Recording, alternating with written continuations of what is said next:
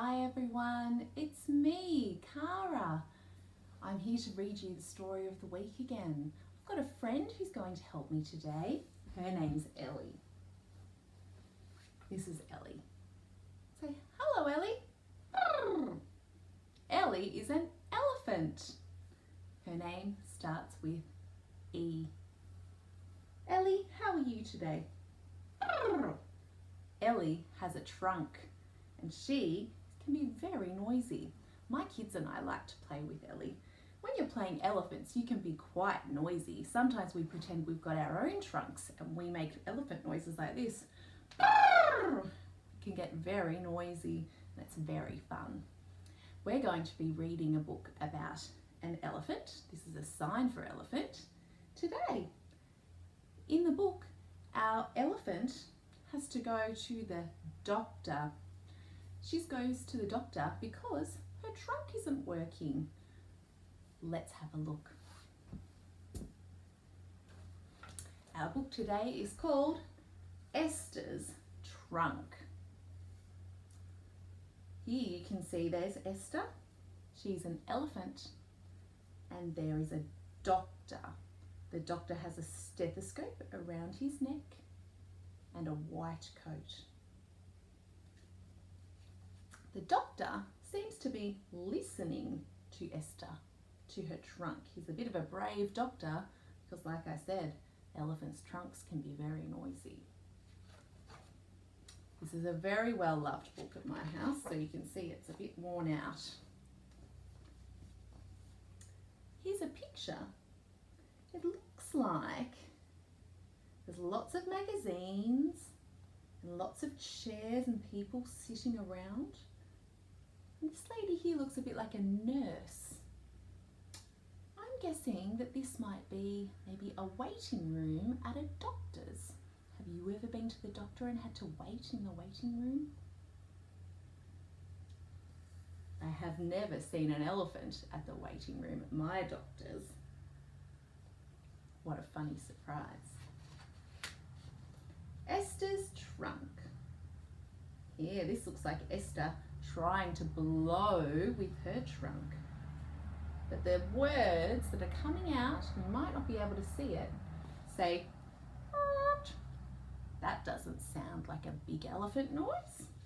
Maybe that's a clue about what the story's about. Esther felt a proper chump. My trunk, she said, has lost its trump. Oh, look, she's crying. She's feeling very sad and she's showing her trunk to the doctor. However much I blow and puff, it never seems to be enough. Here's that picture of the doctor listening to her trunk. I don't know if I'd be brave enough to listen to an elephant's trunk like that. The doctor said, "Now open wide and let me look around inside. Your throat is fine, your tongue seems well, but oh, what is that awful smell?" Oh, look at the doctor's face. He's screwing up his face. Looks like there's a bit of a yucky smell coming from Esther.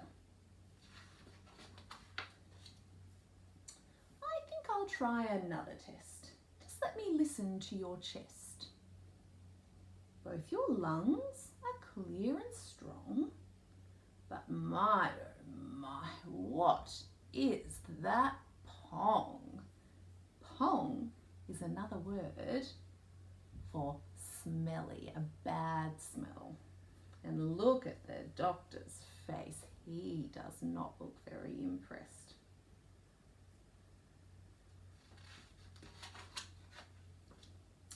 Now the doctor has a hunch.